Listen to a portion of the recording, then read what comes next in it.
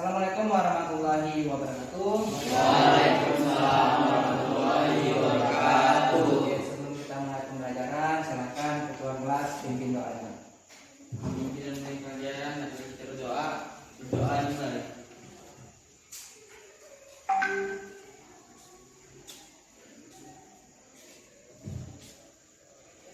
Doa selesai. Oke, terima kasih Bayu. Bagaimana kabar anak-anak? Baik, Kak. Oke, alhamdulillah. Kira-kira ada yang tidak hadir? Ada Pak, Siapa?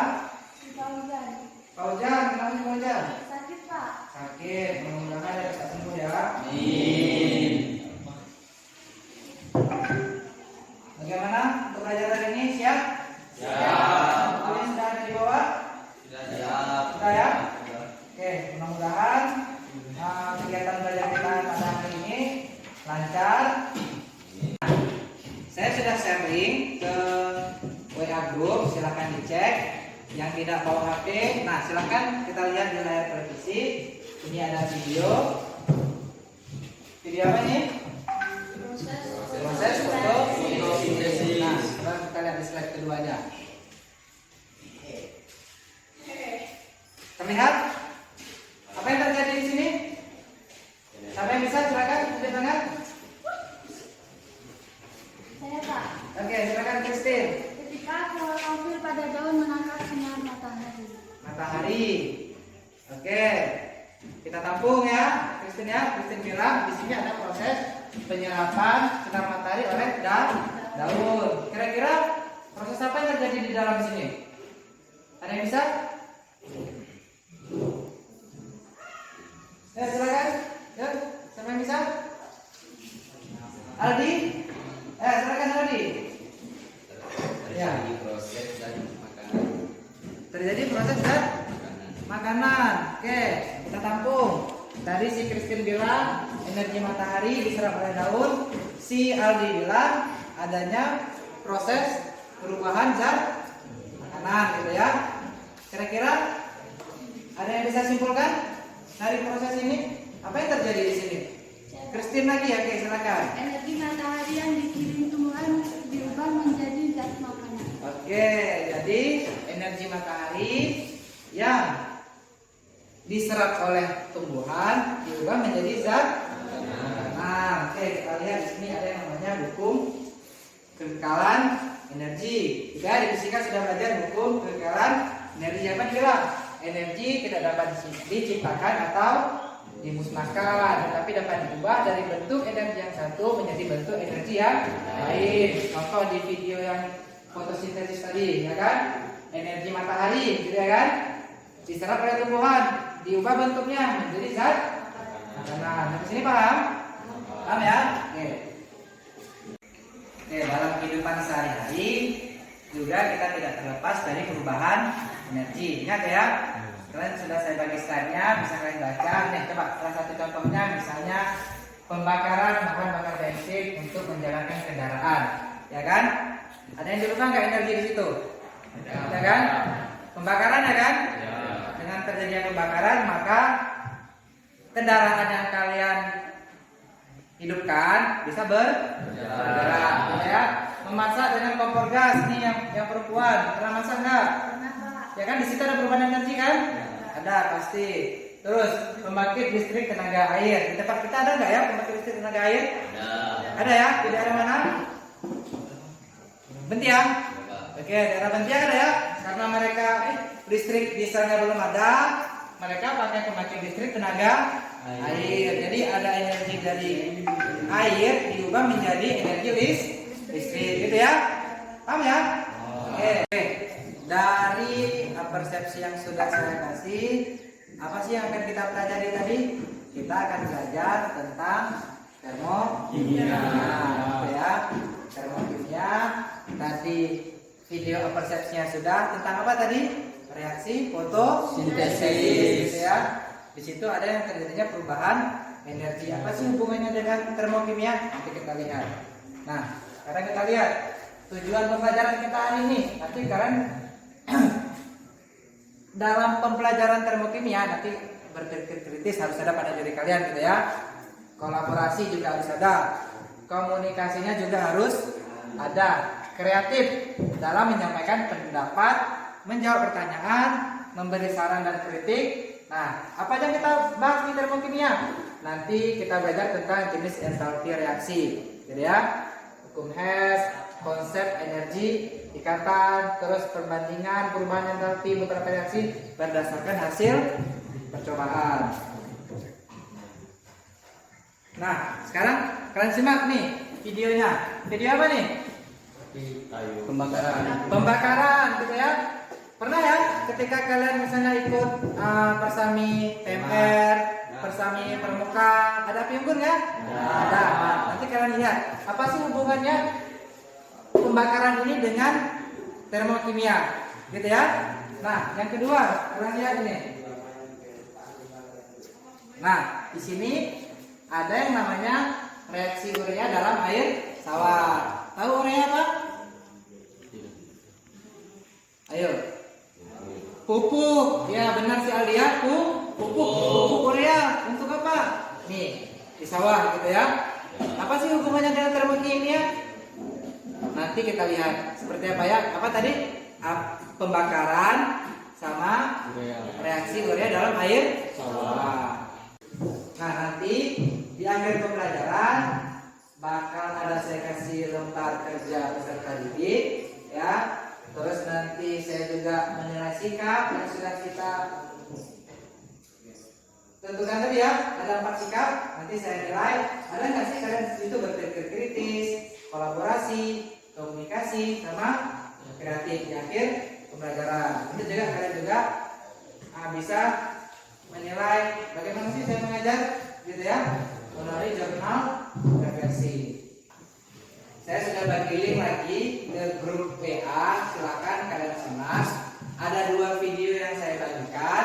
Di layar televisi juga ada reaksi pembakaran. Satu lagi reaksi urea dalam air sawah, gitu ya. Nah, silakan kalian analisis apa sih yang terjadi dalam video tersebut, gitu ya. Nah, silakan saya kasih waktu 5 menit.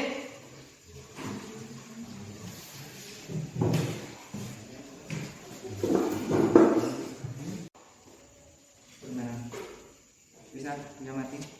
Bisa kan? Ya, good.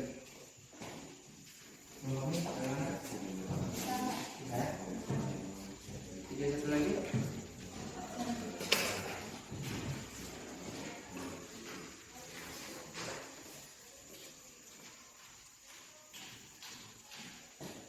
Ya.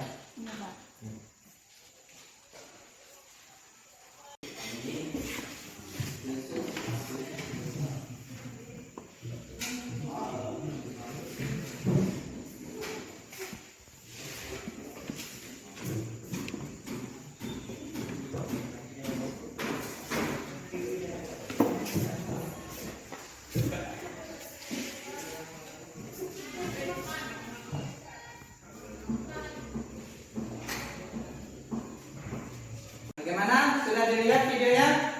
Sudah ya? Nah, sekarang setelah kalian lihat videonya, apa sih yang terjadi pada video tersebut? Video pembakaran sama video reaksi urea dalam air sawah. Silakan cari informasi tentang proses ini. Apa sih yang terjadi, gitu ya? Boleh dari internet, dari link blog yang saya bagikan, atau dari buku yang ada di meja kalian, gitu ya? Bisa ya? Bisa, oke, silakan saya kasih waktu 10 menit. Oke.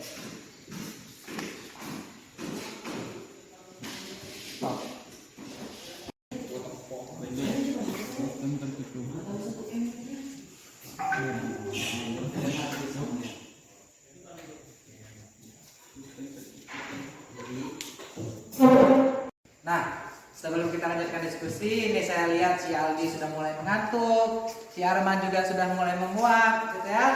Oke, untuk mengembalikan konsentrasi kalian, oke, silakan semuanya berdiri. Oke, silakan digerak-gerakkan badannya. Oke, tangannya ke atas gitu sampai yang ternyeklah. Oke, pinggang-pinggangnya di putar-putar. Nah, udah segar kembali? Sudah Pak. Sudah ya? Udah segar? Nah. Oke, silakan duduk kembali. Oke, bagaimana? Sudah dianalisis videonya? Sudah Sudah Pak. ya? Oke, selanjutnya untuk video pembakaran, untuk reaksi pembakaran, kelompok mana yang kira-kira bisa menganalisis apa yang terjadi pada reaksi ini? Kelompok saya Pak. Oke, silakan kelompok 1. Ketika kita berada di sekitar api, maka kita akan merasa panas dalam artian energi yang pindah dari sistem ke lingkungan. Ada energi yang pindah dari sistem ke lingkungan. Sudah kalian baca artikel? Dari Buku sudah? dan dinding yang kami cari, kami menemukan energi atau reaksi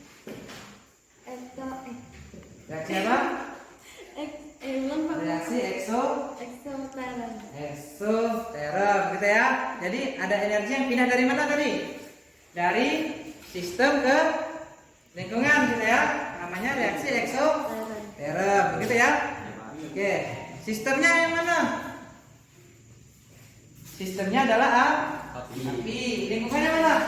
Sekitar api. Jadi ketika kalian merasakan panas dari sistem itu pembakaran tadi ke panasnya yang kita rasa, artinya ada perpindahan energi. Kalian sudah baca buku, sudah baca artikel, namanya reaksi eksoterm.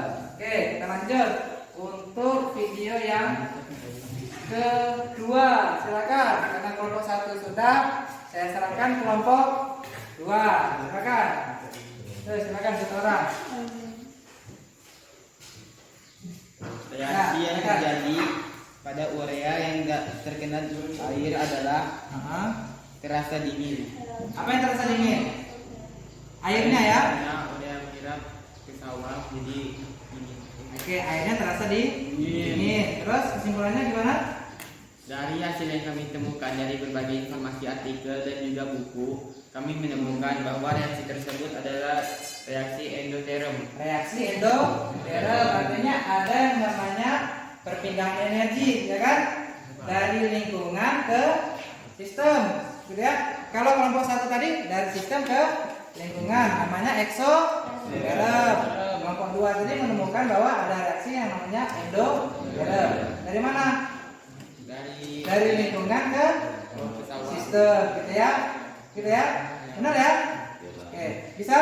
Bisa dipahami? Oke, kita cek. Sudah. Jadi Pak, tadi ada perpindahan pembakaran yang terjadi dari sistem menuju lingkungan. Jadi apa tadi namanya? Pembakaran tadi ya, dari sistem ke lingkungan. Apa tadi namanya? Namanya reaksi eksoteron. Reaksi eksoterm. Jadi ada perpindahan energi dari sistem ke lingkungan. Ya, paham ya? Dari hasil video yang sudah kalian pelajari, kalian sudah mencari literatur, gitu ya. Kira-kira kita kan ini bicara tentang sistem dan lingkungan ya. Ada reaksi eksoterm, ada reaksi endoterm. Kira-kira siapa sih yang bisa dapat menyimpulkan sedikit aja dulu tentang pembelajaran kita tadi? Oke, silakan Habibie. Segala sesuatu yang menjadi pusat perhatian dalam mempelajari perubahan energi dan berubah selama proses berlangsung. Namanya itu sistem, Pak. Sistem ya. Oke, jadi sistem segala sesuatu yang menjadi pusat perhatian dalam mempelajari perubahan energi dan berubah selama proses berlangsung. Selanjutnya, siapa yang lagi bisa menyimpulkan? Ya, Pak. Oke, silakan Fadil. Segala sesuatu yang berada di luar sistem atau di luar yang kita amati disebut dengan lingkungan. Lingkungan. Oke, bisa ya semuanya? Sudah tahu apa artinya sistem, apa artinya lingkungan. Oke, silakan tepuk tangan untuk semua.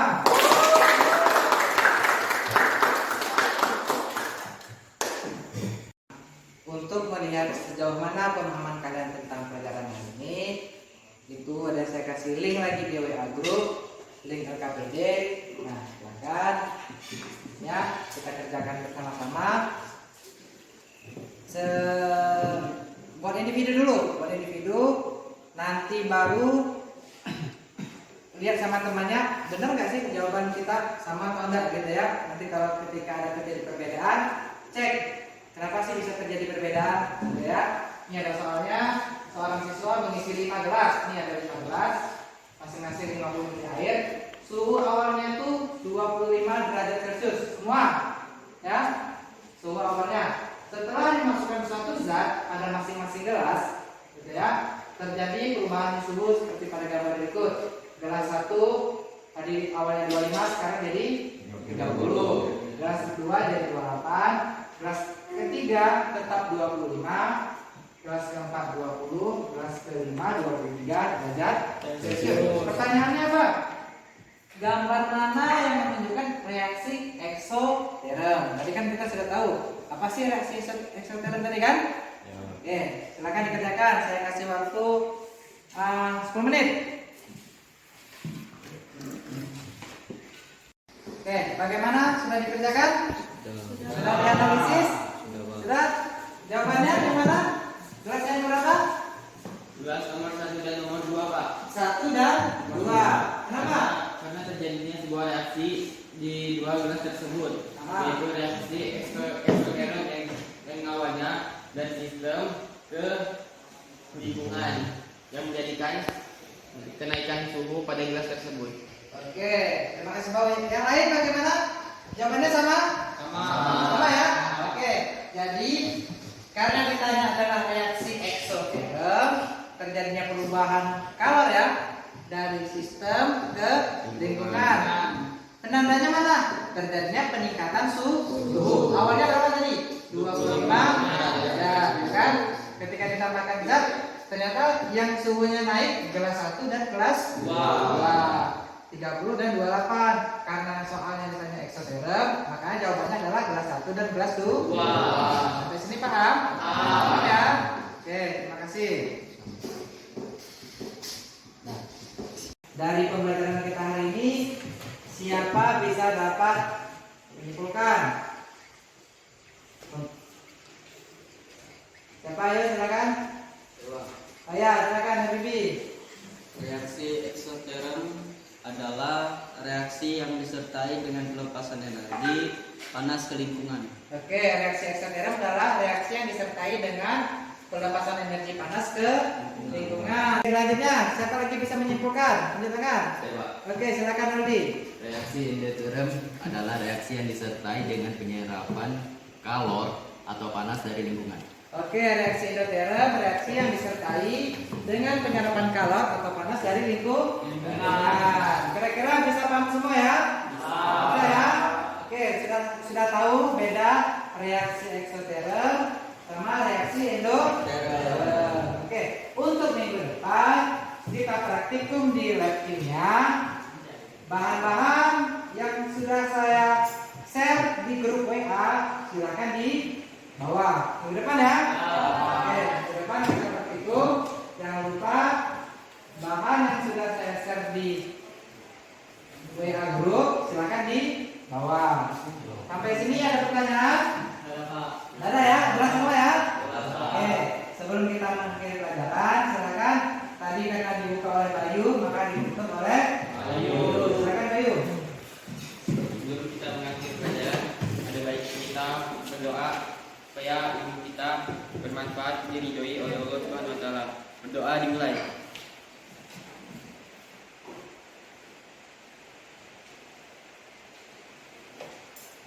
Berdoa selesai.